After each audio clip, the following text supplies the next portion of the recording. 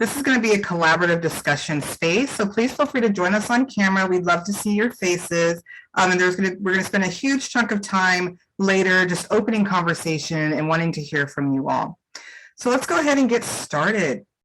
So welcome again. My name is Sudie Whalen. I'm the Deputy Director of CalPro. I'm also a Technical Assistance Consultant with the American Institutes for Research. Some of my areas of subject matter expertise include career technical education, collaborative team building like PLCs and COPs, as well as equity in adult education. I'm going to pass it over to Veronica Parker so she can also introduce herself. Thank you, Sudie, and good afternoon, everyone. My name is Veronica Parker, coordinator with the California Adult Education Program Technical Assistance Project. And in this role, I help to coordinate our technical assistance and professional development to all CAP consortia across the state. And yeah, I'll turn it back over to Sudie. Thanks, Veronica. So let's talk quickly about our agenda. This session is going to be largely focused on racial equity. This is actually one of three webinars that CalPro will be doing between now and spring that focuses on racial equity. We're going to spend some time talking about why we focus on racial equity at all, spend some more time developing shared meaning, understanding what some of these concepts and things that revolve around racial equity mean. And then we're going to spend some time later in our last 30 minutes really having time to really fully discuss. We'll share some suggestions with you on how to approach conversations about racial equity. And then also we want to hear from you all. So again, please feel free to join us on camera. Please join into the conversation. And again, this is a discussion-based session. So if you have any questions as we're going through this and as we're talking, please feel free to enter them into the chat. We are happy to respond. So we're going to have our first, I forgot about the objective. By the end of this session, that you will be able to define concepts specific to racial equity, that you'll be able to identify areas in which bias can be found in educational environments, and begin discussing ways to address bias, build inclusive environments, and respond to resistance if you run into any difficulty with furthering your equity initiatives at your campus. So now I'm going to pass this over to Veronica for our first activity. Thank you, Sudie. So before we delve into this work this afternoon, it's important for us to pause and set our intentions, become grounded in the work that we'll do this afternoon.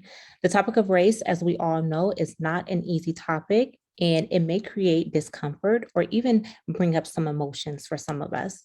So with that, it's important for us to sit with all that we experience, set our intentions, and remain committed to this work. By doing so, in order to do so, we will go over this poem, Creating a Brave Space by Mickey Scott Bay Jones, the Justice Doula. Mickey Scott Bay Jones is a social justice advocate who wrote this poem as part of her work in racial healing.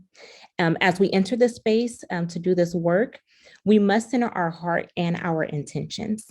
So at this time, I invite all of you to close your eyes, take a deep breath in, hold for 10 seconds.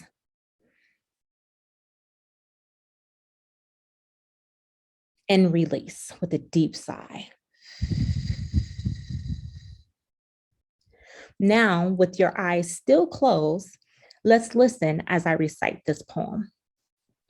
Together, we will create brave space because there is no such thing as a safe space. We exist in the real world. We all carry scars and we have all caused wounds. In this space, we seek to turn down the volume of the outside world. We amplify voices that fight to be heard elsewhere. We call each other to more truth and love. We have the right to start somewhere and continue to grow. We have the responsibility to examine what we think we know. We will not be perfect. This space will not be perfect. It will not always be what we wish it to be, but it will be our brave space together, and we will work on it side by side. So my question is, are you willing to partner with us to create brave space? So as we open the space to do this work, my second invitation is for everyone to look at this poem and identify a word or phrase that will be your intention for our time together this afternoon. and as you carry on with the rest of your day and through the rest of the school year. So we'll take a moment for everyone to identify a word or a phrase that will be your intention. And when you have identified that word or phrase, go into the chat and type in that word or phrase, but do not hit enter. We will all set our intentions at the same time and hit enter at the same time. So I'll give you a moment or two to type in your word or phrase. I will do the same.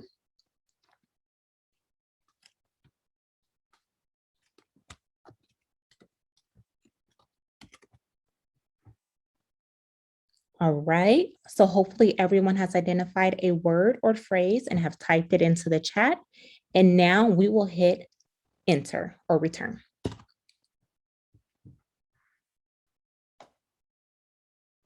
All right, so I see everyone's intentions coming in, amplifying voices, continue to grow, another amplify voice, brave space, open-minded, acceptance, yes, brave space together.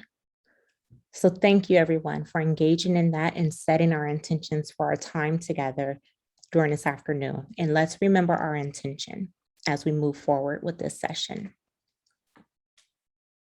Next slide, please. All right, so to provide context on this topic, racial equity, we want to first start with our why. So whenever we're engaging in work around equity, we want to always make sure that we center our why because it's what guides us in this work. So here we're talking about why we focus on racial equity, and then also why talk about race in adult education.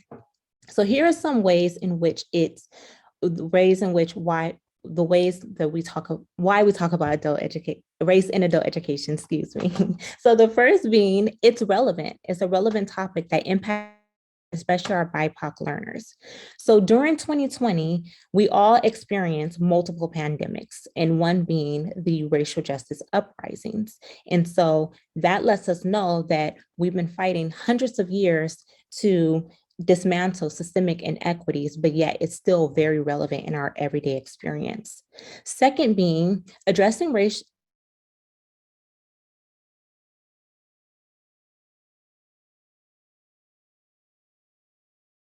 in adult education goals. And so bias in all forms has the potential to hinder learners' progress in reaching their educational goals. And by addressing forms of bias that we all may hold, we will begin to remove the barriers that ultimately impedes their progress. It's empowering. So when our adult learners learn about others who have been spending their lifetime fighting for liberation of all, it empowers our adult learners to want to be a part of the change. It teaches key skills, basic and critical thinking skills. So one of the things we always want to do when we're engaging in this work and we want to teach our adult learners is to pause and reflect.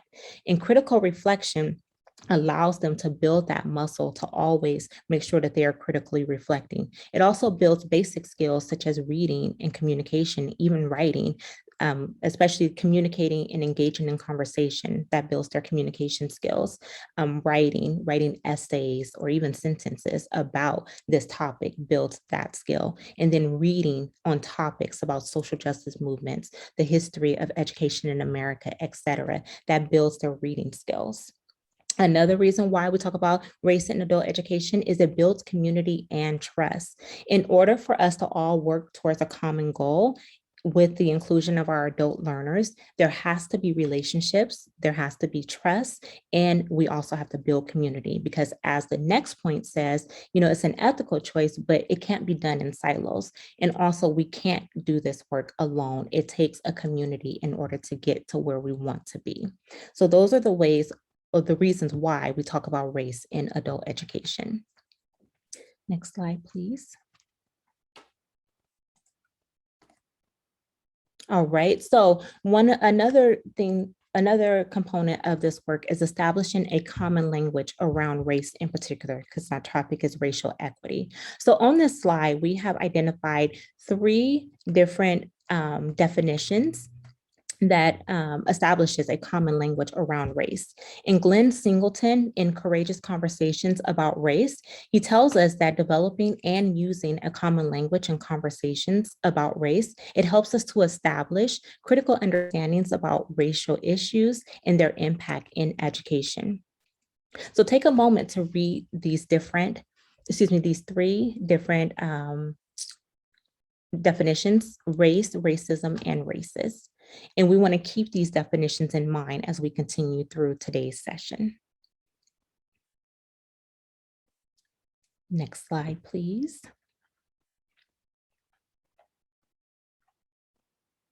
Okay, so 4 agreements of courageous conversation. So again, in Courageous Conversations About Race, which is a book that was authored by Glenn Singleton, he says that in order to effectively participate in interracial dialogue about race, the first step is to commit to honoring and practicing the 4 agreements of courageous conversation. And we are adapting these 4 agreements as our norms for our time together this afternoon. So by embracing these agreements, we as educators will be able to engage, sustain, and deepen racial dialogue about racial identity and equity. So the 4 agreements are to stay engaged, meaning remaining morally, intellectually, relationally, and emotionally engaged in dialogue. Experience discomfort. We all may experience discomfort at one point or another on the topic of race, but experiencing this discomfort will allow us to address our reality in an authentic and forthright way, and it will increase our ability to address the most challenging institutional circumstances that we all face. The next one is speak your truth. We all have a story. As Dr. Martin Luther King Jr. stated in 1968, I do not see how we will ever solve the turbulent problem of race confronting our nation until there is an honest confrontation with it and a willingness to search for the truth and willingness to admit the truth. And then the last one being expect and accept non-closure. So once we expect non-closure in racial discourse, then we talk more, then we learn more. And then the more appropriate and promising will be our individual and collective actions and interventions. So now that you have a better understanding of the 4 agreements, or what we are adapting as our norms, Sudi, I don't know if we're going to stay in the main room or we're going to go to breakout rooms. We're going to do the breakout rooms. Okay, so we will now go into breakout rooms and we'll engage in discussion amongst one another using the following prompts. So one being, during a conversation about race, has anyone ever experienced disengagement from the conversation? And if so, how did it impact the dialogue? 2, has anyone ever felt discomfort during the conversation about race? And if so, did you work through the discomfort successfully or was it left unresolved? 3, which emotions prevent you from speaking your truth during conversations about race?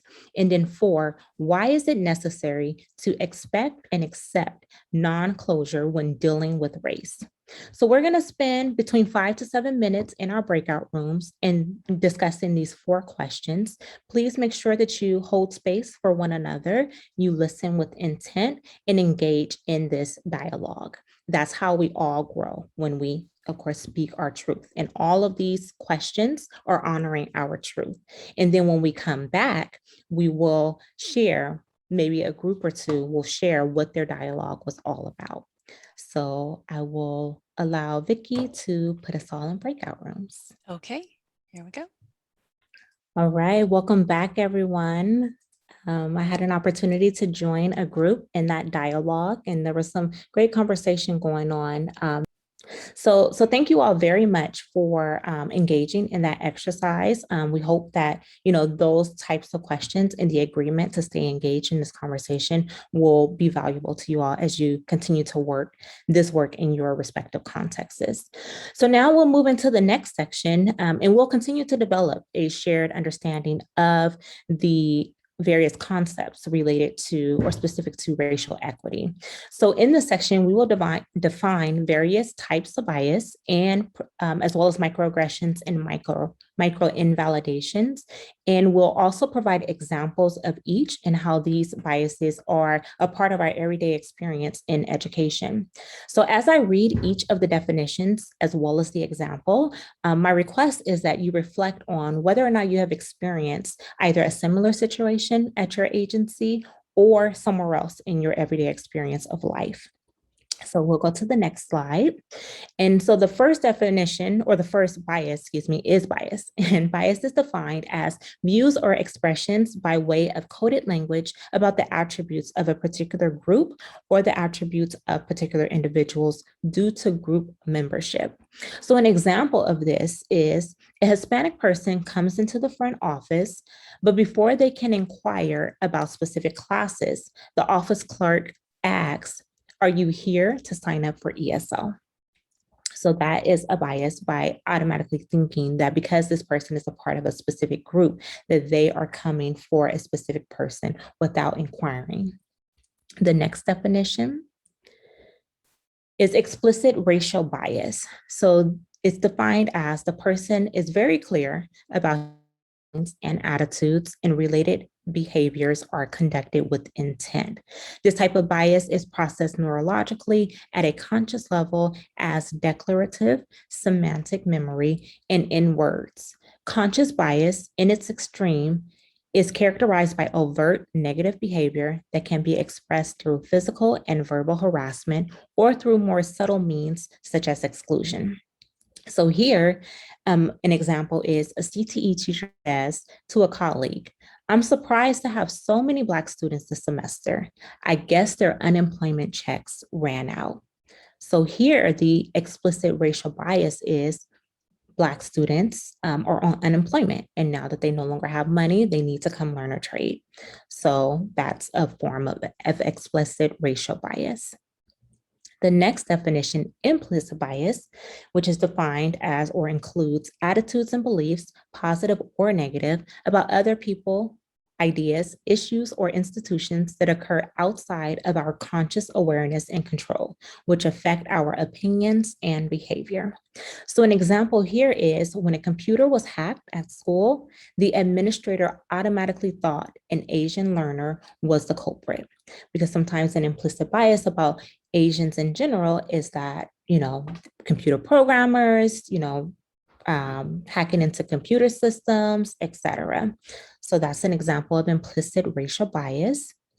And then our continuing on with implicit bias in the implicit trap, that's excusing bad behavior. And that's saying that all racism is not implicit and that every person who commits a microaggression isn't aware that they are doing it. And implicit bias should not be the blanket excuse for racism. It's proliferated the term and avoids responsibility. So those are ways of which we can excuse bad behavior by falling into this implicit trap.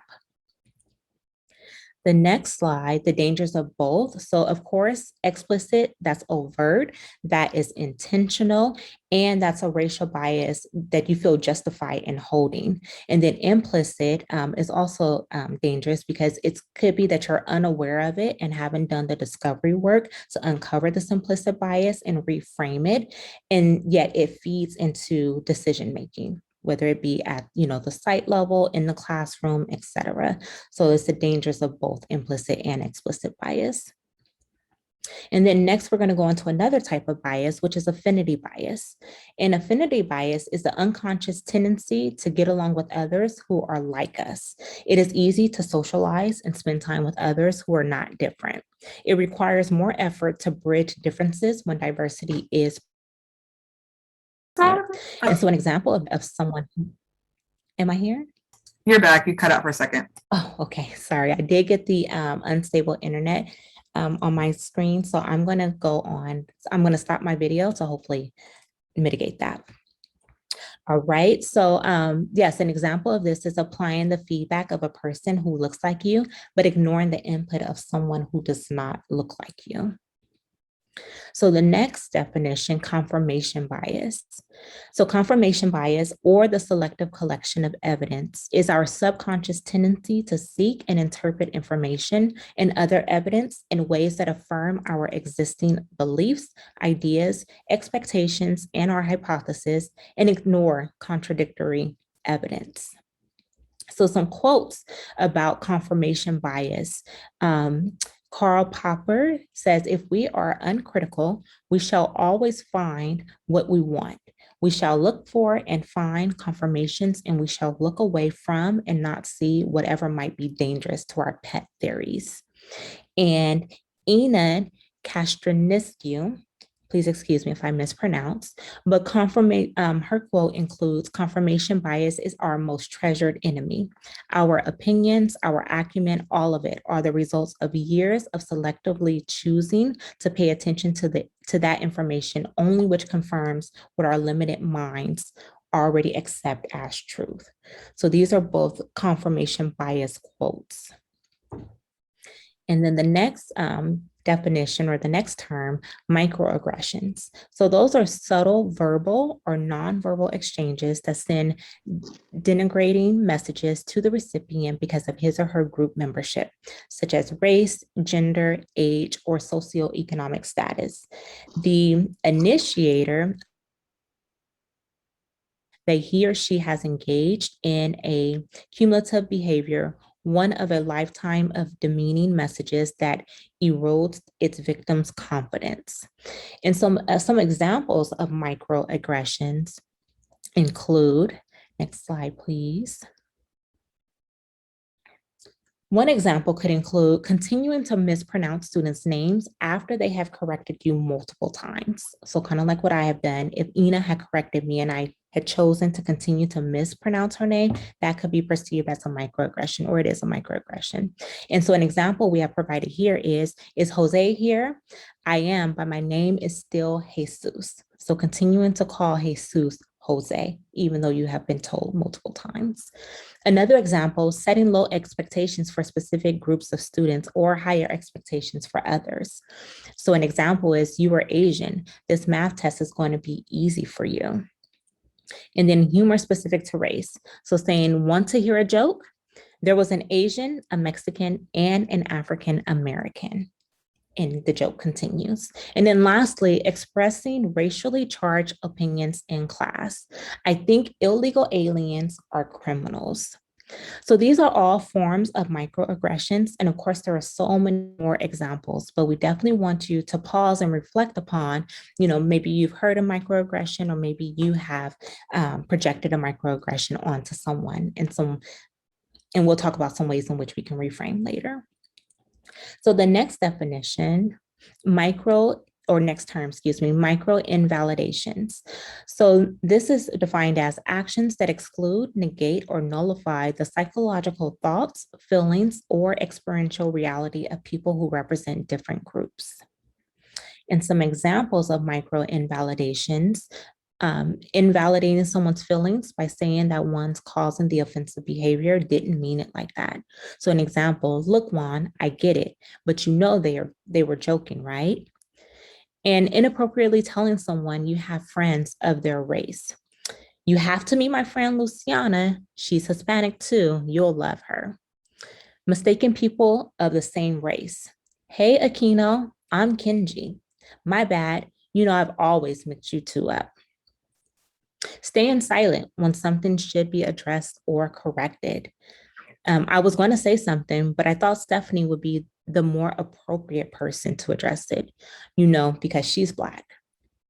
Giving credit to someone else instead of a person of color's work. I know person of color submitted the grant documents, but I'm sure someone else must have done most of the work. So micro-invalidation, that is invalidating someone based on their race. And so identifying and overcoming our own bias. So we have identified the different types of bias, microaggressions, as well as microinvalidation. And so we want to present some ways in which we can identify and overcome our own bias. So the first item on our list is implicit association tests. So implicit association tests, they are the primary source of identifying racial biases we hold. For short, IATs, they were created by Harvard University's Project Implicit and are designed to measure the strength of our associations between concepts and stereotypes. And some examples of IATs that test us on our biases they are related to weight, gender, disability, race, sexuality, age, and much more. So at this time, Vicki will drop a link in the chat for the implicit association test. And if you have not done so already, we invite you to take some of the tests to identify some of the biases you may hold. And then additionally, we have some ways in which we can overcome our own bias, one being reassociation and stereotype replacement. So here, recognizing when we are for reassociation and stereotype replacement, that's recognizing when we are responding to a situation in a stereotypical fashion, and then considering reasons and actively replacing our biased response with an unbiased response. The second one, we want to refute and counter stereotype imagining. So recognizing when we have stereotyped a person of color and identify ways to prove that stereotype to be untrue. And then perspective taking, that is, it requires us to step into the shoes of a stereotyped person. And then perspective taking and the emotional impact individuals who are constantly being stereotyped in negative ways. It's also a way for us to check our oneself if we begin to judge a person of color for reacting a particular way in a stressful situation. And then lastly, increasing opportunities for positive contact. So this calls upon us to proactively seek out situations when we are likely to be exposed to positive examples of people of color. So African-American, Latinx individuals, or other people of color. This can involve either being in a very diverse social setting, such as going to, let's say, a networking group or joining some association, or seeking out personal contact through shared group activities with a diverse community. So these are a few of the ways in which we can first identify some of the biases we hold, but then also some ways in which we can overcome our own biases. And then in our Let's Talk section, we will explore other strategies that we can use to overcome biases as well as increase inclusive environments. So I will turn it over to Sudi, who will now talk about racial bias in the classroom. Thank you. And I just want to share a quick resource. If you haven't read the book, Whistling Vivaldi by Dr. Claude Steele, you definitely should. If you want to understand how biases impact students, this is a really great research-based book that has just a lot of different studies that are referenced in here and things like that, but explains how bias and how stereotypes impact students in all demographics, regardless of color. There's examples for Black students, Hispanic students, white students, Asian students, females, males, etc. But just how that impacts the brain and some thoughts and ideas for how to overcome stereotype threat for our students. So if you haven't read Whistling Vivaldi, this is my plug, and I'm not being paid by this publisher. It's just a really great book that explains how stereotypes impact our students and what we can do about it. All right, so moving into racial bias. So let's talk a little bit about how racial bias impacts can come into play whether inside the classroom and outside of the classroom, but within our education programs. So let's first talk about confirmation bias. I did promise I'd share an example. Oh, Lori, the author's name is Dr. Claude M. Steele. Claude Steele, S-T-E-E-L-E, and the book is called Whistling Vivaldi. It's a really great book. All right, so let's give an example of confirmation bias so you can kind of see what that looks like in terms of education. So this is two different studies cited here, and at the end of the slide, and Vicky's gonna has made PDFs of the slides, so if you want to see the slides or whatever, you can have access to those. We did include links to the resources that we've included here, including books to where you can go and access it. So please feel free to do so. I did not think about including Whistling Vivaldi until just now, which is why I mentioned it at the moment. But so let's talk about confirmation bias. In this example that we have here, we know that confirmation bias is when data can help you to identify things that need to be adjusted and things like that, and can also be utilized to support an assignment of fewer resources or more resources, right? Depending on how we view things. In this case, we have two different studies that utilize predictive analytics. One was conducted in Illinois. And what happened in Illinois was after they utilized the predictive analytics to identify which one of their students or how many of their students would be on track for graduation and completion, and how many students would not be on track. And what they did, however, was they viewed the students who were unlikely to promote as undeserving of additional help, and those students were offered fewer resources. The attitude that they took was, well, they're not going to graduate anyway. We already know they're not going to graduate because the predictive analytics tell us so. So we'll put all our resources into the students who are on track to graduate because they'll be more likely to succeed. Unsurprisingly, they did not see an increase in outcomes by that approach. However, another district in Washington also utilized predictive analytics to figure out which one of their students are on track for promotion or graduation and which ones of their students were not. However, they did the complete opposite of what the district in Illinois did. In that case, they used the predictive analytics to determine the students that were at risk of not meeting promotion requirements, and they provided more support to those struggling students. And what they saw was an increase in graduation rates and outcomes. So what we see here is an example of, in the first one, someone got their predictive analytics and it just confirmed their existing thinking, and so they put resources into other students and did not see any change. However, in the other case, they took that information, dug deeper, and figured out how can we better support the students who are not on track, and then we're able to move forward. So that's how confirmation bias can play out if we're not looking for it. Here's another example. This was actually a study out of California, out of the Sacramento area. They identified that Native American boys in California were suspended from K-12 classes at a higher rate than other groups. Some conclusions that could be drawn was that Native American boys act out more. Another conclusion could be that Native American boys are punished more frequently than others. So I want to open this question up to the group. If this was the scenario and you had this data that told you this specific demographic is being suspended more, they're acting out more, they're failing or stopping out more, anything like that, how would you go about finding out which of those two conclusions were actually accurate? How would you avoid confirmation bias? And anyone can feel free to jump on camera and unmute and share. What would you do?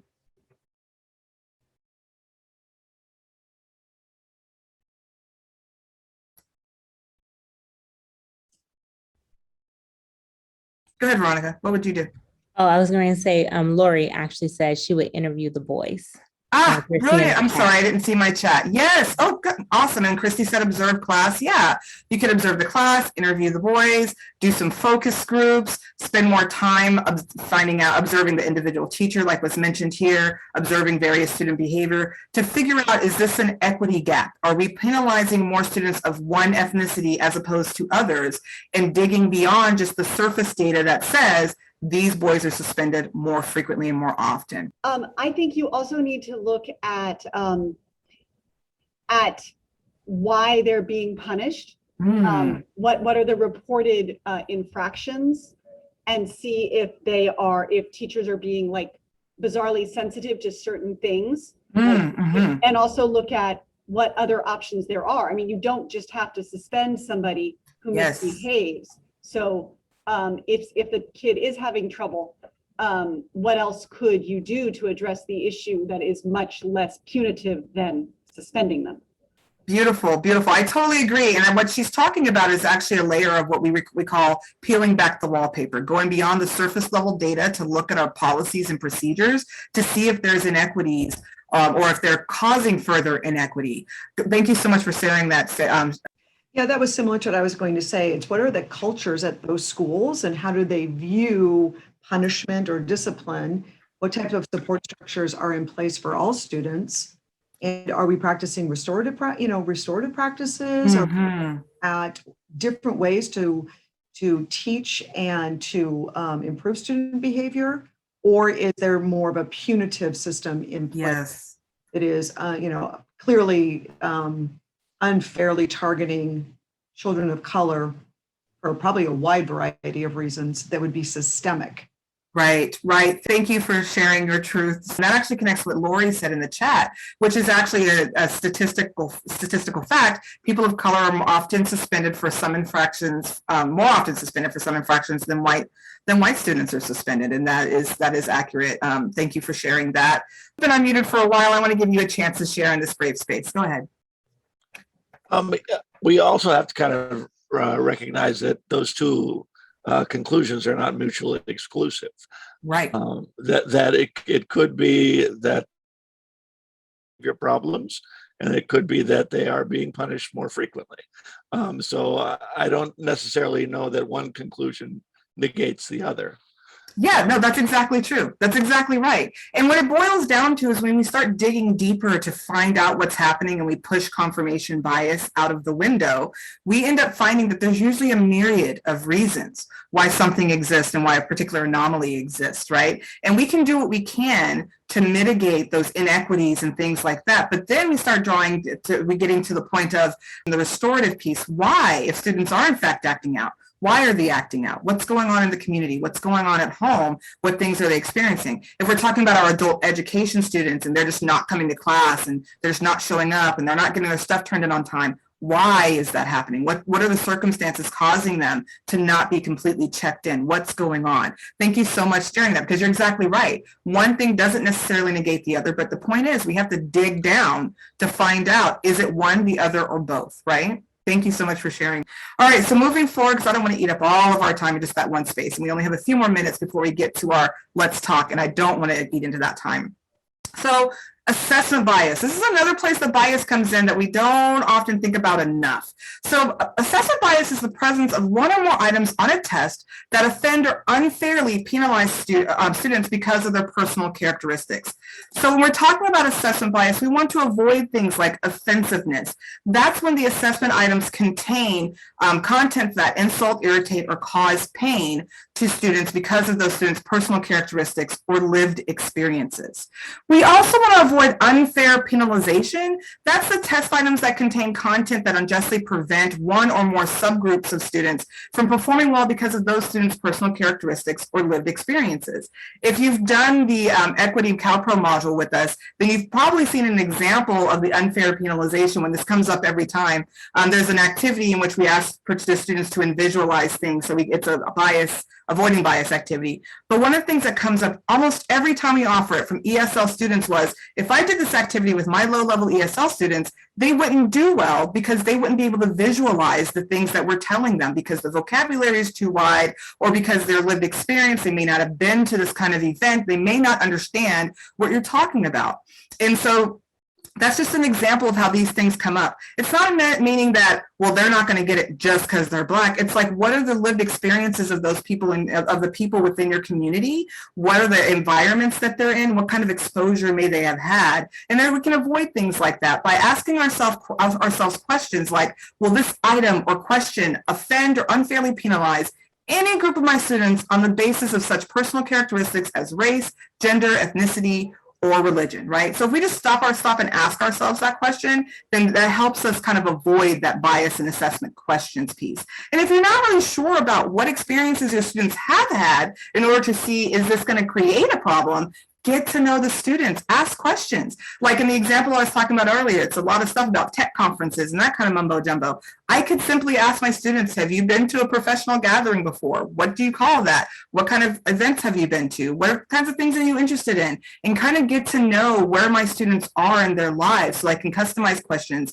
that meet their needs. And remember, adults are full of all kinds of previously lived experiences that we can leverage for their education. That's something we learned when we learned about andragogy, right? To leverage their lived experience. So then there's scoring bias and grading bias. This is any internalized racial bias can have active stereotypes and lead teachers to utilize discriminatory performance evaluations, like this example. So the memo study. There's one memo, exactly the same memo. It was given to a bunch of law firm partners. Each partner received the exact same memo with the same 22 errors. And so they were asked to actually compare two memos, and they are all given the same memo, the same 22 errors. Half of the memos were attributed to the African-American author, to an African-American author, and the other half were attributed to a Caucasian author. Both had the same name, Thomas Meyer. So I want to just reiterate, same memo, same exact 22 errors.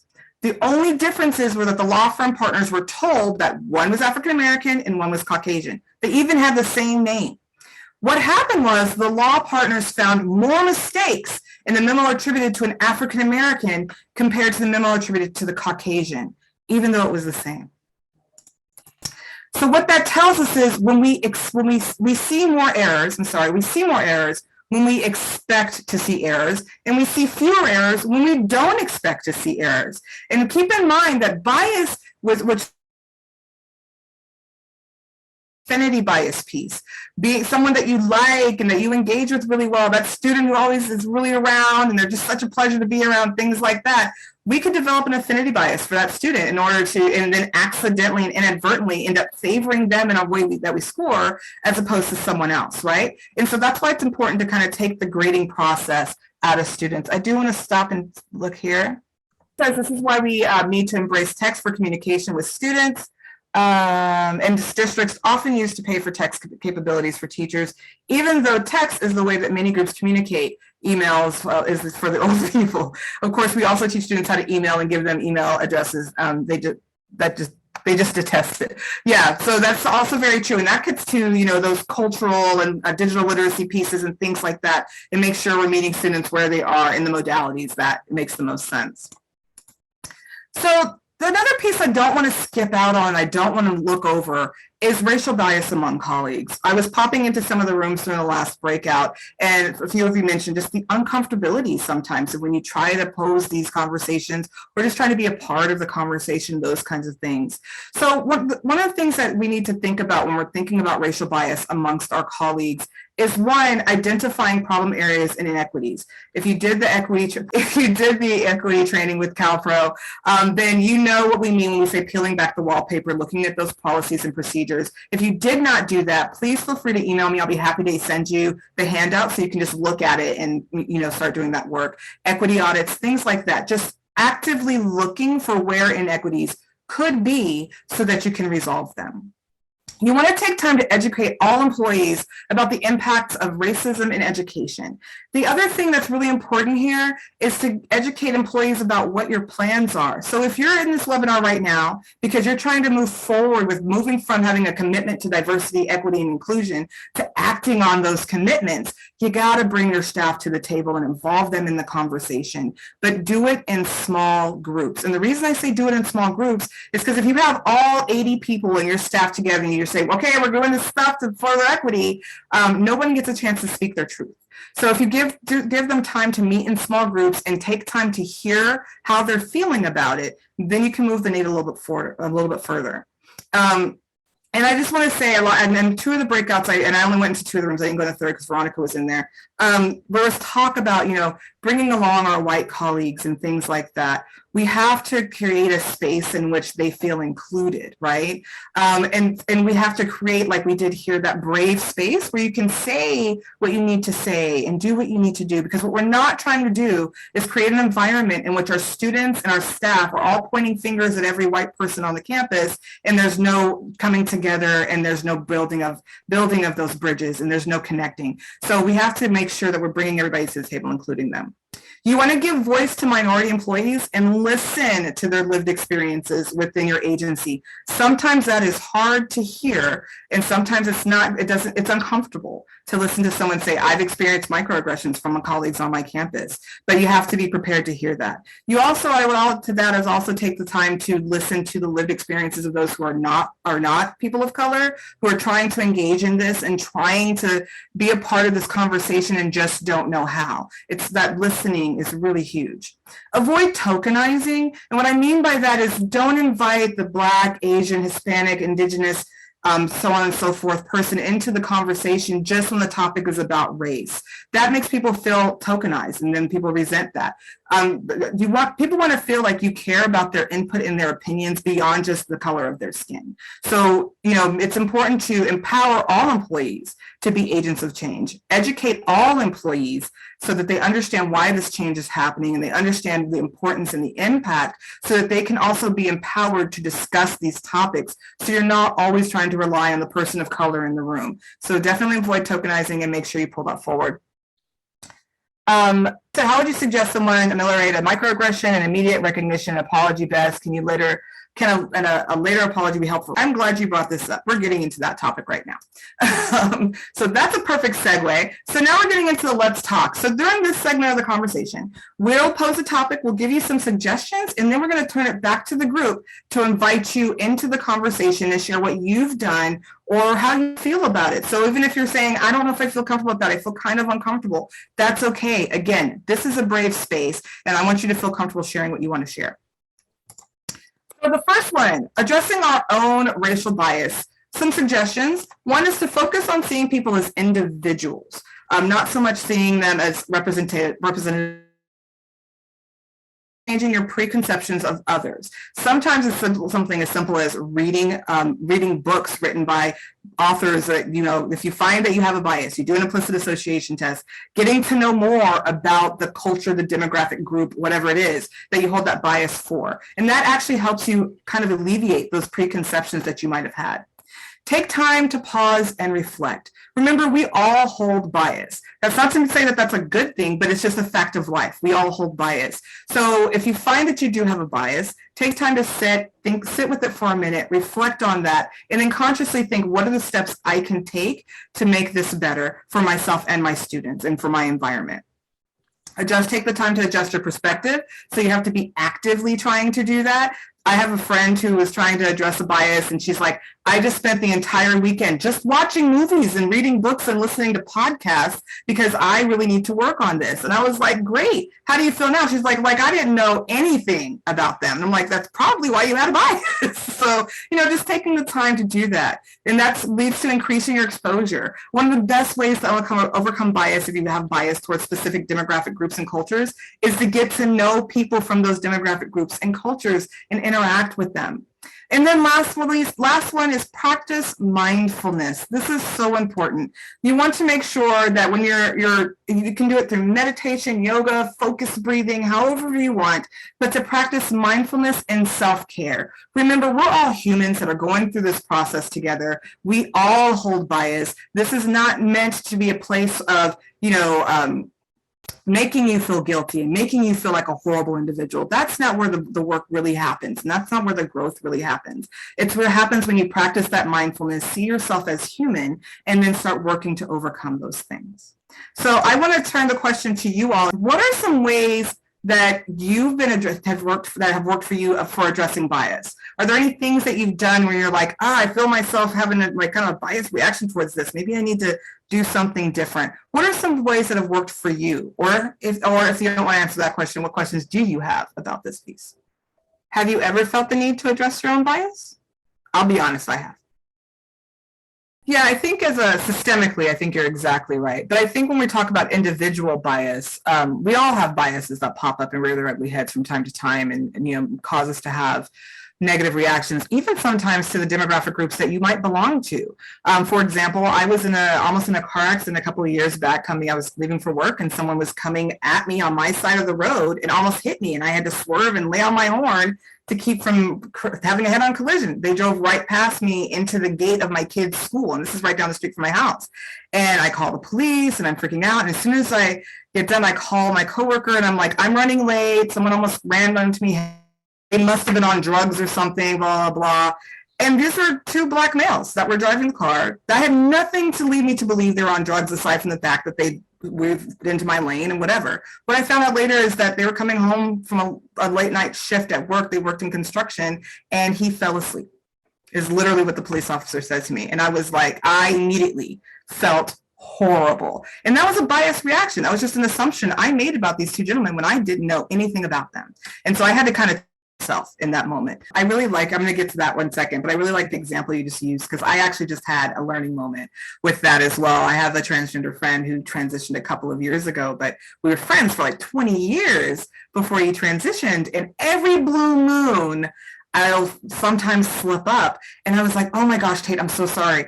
And he's like, stop apologizing. First of all, when you tell me you're sorry, then I have to turn around and make you feel better about it. And that's not okay. He's like, instead, just thank me. And I'm like, thanks, Tate, for correcting me. So I'm still learning about, how to deal with these situations. And that's the thing about when we talk about bias, when we talk about flexing our growth muscles around equity and inclusion and diversity, it's important to remember that we're all continuously growing and we're just trying to learn and grow and do better. And we do better when we know better, right? And so sometimes we slip up and sometimes we fall and we're not perfect. None of us are perfect. Remember in the poem, we said this brave space would be imperfect, but we have to be forgiving of ourselves and keep that mindfulness piece going and try to be forgiving of others. And so let's talk about addressing bias, the racial bias of others. First of all, and this is really, really, really, really important, you have to lead with kindness. If you witness a microaggression, a microinvalidation, or even explicit racism, right? If you start yelling at someone in that moment, they are shutting down. They are not listening to you. They're not going to be receptive to what you're saying. So what's really important is in that moment to speak your truth. Focus on the action, not the individual. This is what happened. This is what I saw. This is what I witnessed. And think of it from we were just talking about this yesterday in a meeting I was with Sue, and the coaching perspective, right? We're thinking about if we saw this on video camera, what would be the thing you witnessed, right? Not so much our assumptions, the things that we believe, but what was the actual action that happened and not the individual. Be direct, but be brief. It doesn't require a long lecture, and they will zone out, tune out, and not be receptive to what you're saying. Avoid judgment and blame. Even if they said something that you know in your heart of hearts was really racist, really sexist, really whatever, don't look at them and say, you're racist, because they're just going to shut down. You need to explain what the action was. This is something that we should avoid because what's the earlier about using saying someone's name wrong repeatedly, even though they keep saying it over and over again. In this example, I would say if you keep calling Jesús José, we really need to avoid you calling Jesús José, because if you keep doing it, Jesús is going to drop out. He's going to be offended. He's going to tell his other people in his neighborhood that he was offended and that this is a problematic institution, and we don't want that. So we need to make sure we're validating who our students are by at least attempting to say their names correctly. And the other piece is if you don't know how to pronounce someone's name, just ask them, they will tell you. You want to create opportunities to discuss also, and I love that Lori was talking about when she learns something new, she takes it back to her book club and tries to further educate other people and share her knowledge.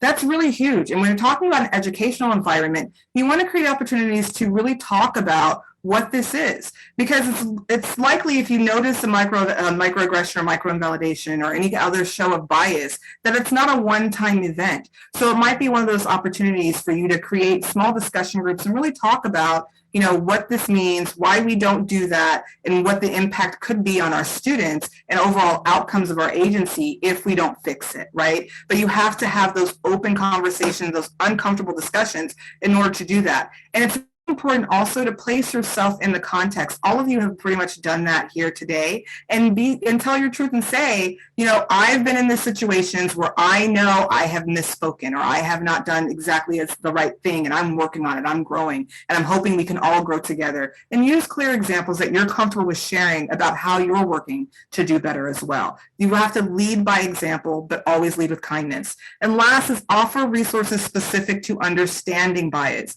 You don't want to just go up to somebody and be like, what you just did, that was racist, that was biased, it's not okay. And then you walk off.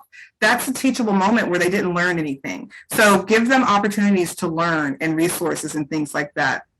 Now, if you're seeing a lot of explicit racism happening regularly on your campuses, that's a whole separate conversation you might want to be having with HR about the individual who's teaching. But if this is one of those microaggression situations, remember, microaggressions are almost always not intended to be mean. They're not intended to be mean-spirited. They're not intended to hurt anyone's feelings. And so if we're experiencing those kinds of things, take those as teachable moments. But again, can't reiterate this enough. You have to lead with kindness. Otherwise, they're not going to be receptive. You have to come from a place of love, of caring, of wanting them to do better. Because if you don't, they will know, they will shut down, right? And even if you don't love them, at least a place from genuinely caring about the students that they serve, right? Does that kind of help address your question a little bit? Good. Thank you. Let's get to our question for you all. How do you respond when you see someone else expose their bias? And this isn't a gotcha question. Like, how do you really respond when you see that happening? Is your first reaction and instinct to get angry? Is it to feel sad? Is it to shut down from the conversation? I'll be honest and say how I typically used to respond is I used to just completely shut down. I didn't want to engage in the conversation. You can, like, and I've experienced microaggressions within a workplace and felt like, I can't believe this is happening to me right now. And I just shut down from the conversation. I just didn't want to engage with it anymore. I was just like, I'm not going to sit here and take this, and I'm not going to engage. And I didn't. But what ended up happening was I realized later I had to speak my truth. And so I did address it later separately, privately, so that we could move forward, right? But that's not always something that everyone's willing to do. There's times now, as I'm giving all of these different trainings, I'll be in a group like this and someone will ask a question that is clearly a microaggression, but I'm not going to yell at them about it, right? My blood could be boiling and I could be feeling like, I can't believe they said this out loud. But I know that if I approach that from a space of anger, they're not going to hear anything I have to say. I saw you just unmuted. Go ahead. Right. Yes. That's really, and I love that you brought that up because levity is so helpful sometimes in just lightening it up and letting people be receptive. I was just having a conversation with, for those who don't know, my husband is white. I was just having a conversation with a family member over the weekend, and we were talking about, just bias and color blindness and what does color blindness mean and blah, blah. And the person was like, well, I just don't think we need to see skin color. And I was like, so if I looked at you and said, I don't see your head as red, your hair is red, I just don't see hair. Would you think that was weird? And she'd be like, yeah, that's pretty weird. Like, what do you mean you can't see hair? I was like, you just said you don't see skin. So, and she's like, okay.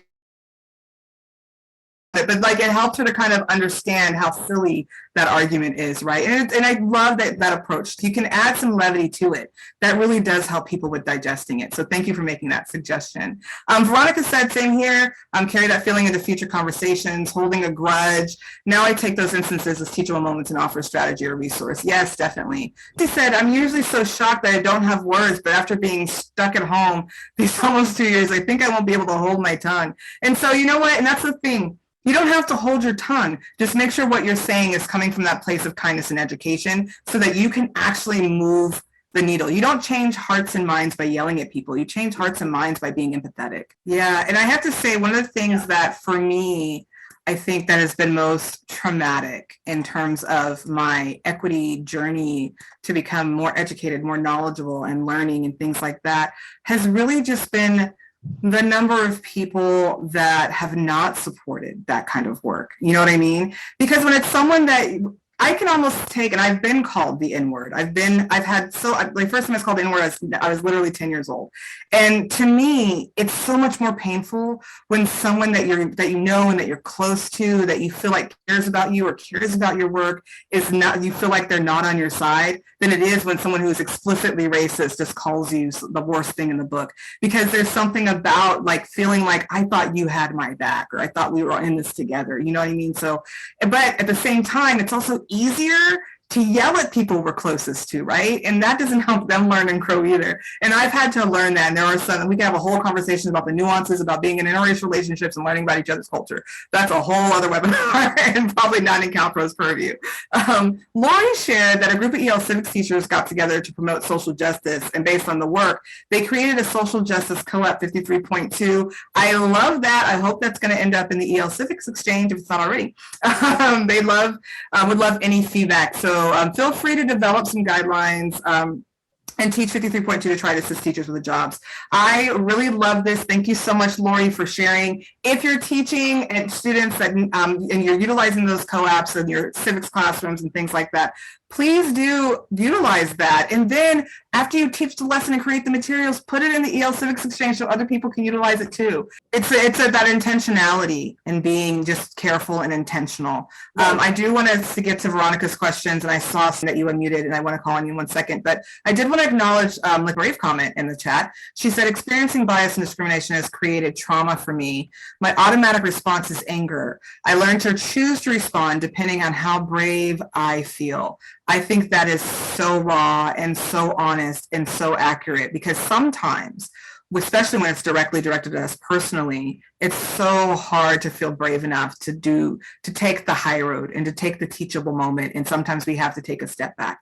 And I will say this in terms of mindfulness and self-care, if you are triggered to that extent where you're like, I can't, I don't have the energy, I just simply cannot. It is okay to take a step, take a beat, and take a moment for yourself, because your own mental well-being is really important. Yes, and remember that this isn't necessarily about policing your colleagues. It's about how do we react to racism, discrimination in general. And sometimes, like exactly what I was talking about, that discrimination is happening amongst students in our classrooms. And so we have to be prepared to address the racial bias of others, even if it's not another teacher or administrator, and creating those teachable moments in the classroom. And Veronica mentioned earlier, there's different literature, there's different things that you can read, do, provide to help students become more culturally competent so that they can interact and engage with each other. But it is definitely very complex within the classroom. So we only have 3 minutes left, and I want to give Veronica a chance to get to these last 2 points about creating inclusive environments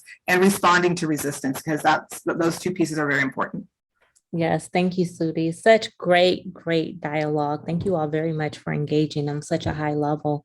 So creating an inclusive environment, first and foremost, it starts with building community, trust, and relationships. So just as Sudhi was mentioning, the conflict that is going on in his respective class, maybe taking the opportunity, the 4th point, anti-bias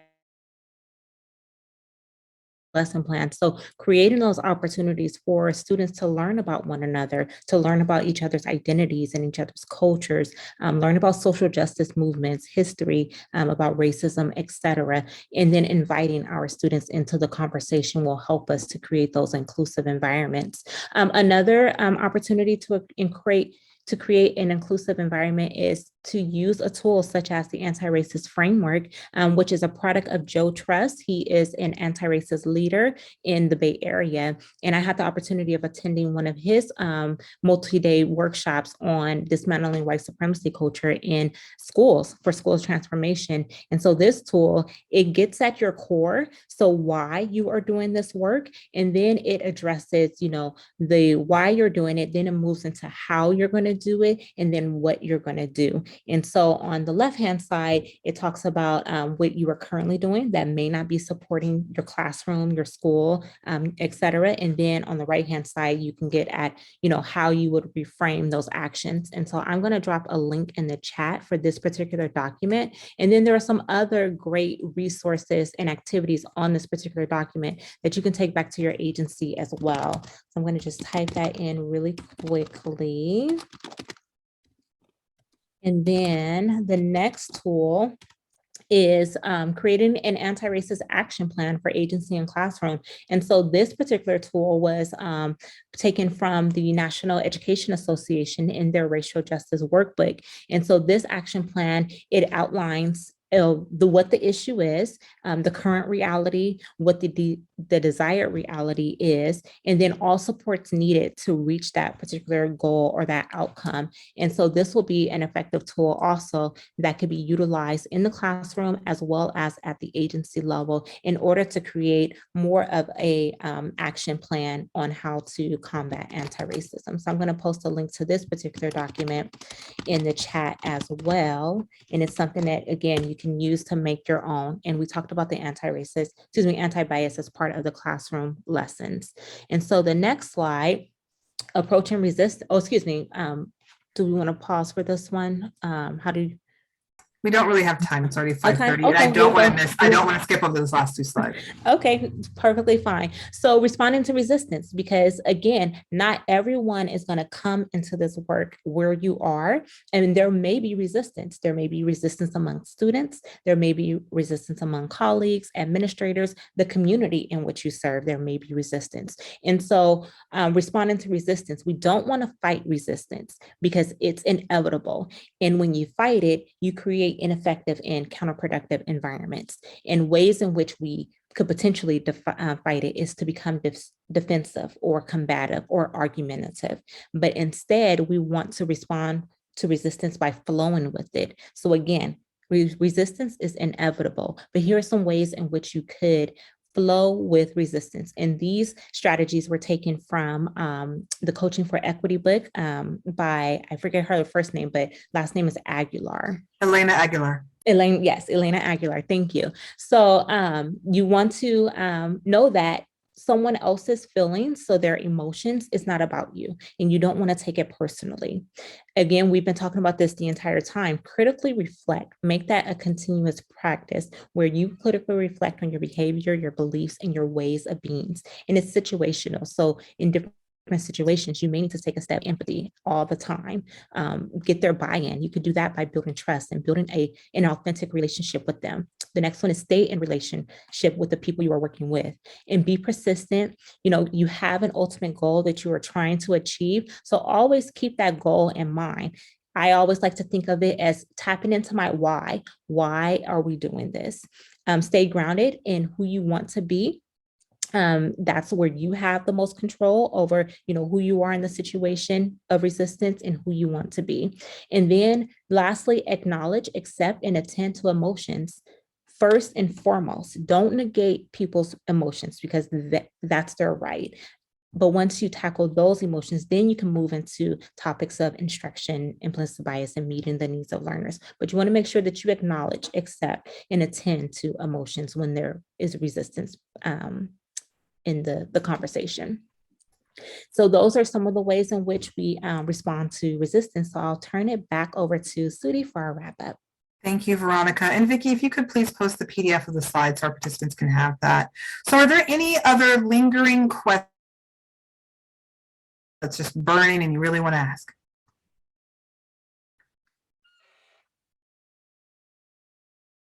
Nope. Okay. You can always email us. So please be sure to do your evaluation. You can also use your cell phone to scan the cute little dinosaur QR code to get directly to it if you would like to. And I do want to just say a quick thank you all for being here, for joining us in this brave space and having this conversation. This is really great to have you all here. We will be posting the slides and things like as well. But thank you so much for being here. You have our contact information. It will be on the slides that I think Vicki's going to post in 1 second. And then if you have any questions, which type of webinar was this? This was the research webinar for CalPro. And it was a CalPro Cape Tap collaboration. And I really want to thank my good friend and colleague, research webinar, thank you, Vicki, Veronica Parker, for joining me, for diving in this work with me, and for being a part of this. Thank you all so much. And it's like you're about to say something. It was my understanding that this is a 3-part. It is. So there's going to be more. There's going to be more. So this is the first one. We're going to be doing another one that's going to be talking about our teachers who've gone through the equity training, how they're addressing racial equity within their classrooms, and it's going to be a panel discussion with them. And we actually have a research brief coming out on this topic that'll be including demographics about California adult learners and how the equity movement is moving in California. And then we'll be having a bunch of teachers and Veronica and I doing a big panel to talk about the research around equity a little bit more in depth also. So yeah, it's part of a 3-part series and we're going to keep continuing the equity work. Thank you all for being change agents and for being equity champions. I appreciate you all being here. Vicki, will you just send the PDF directly to them via email? Yes, correct.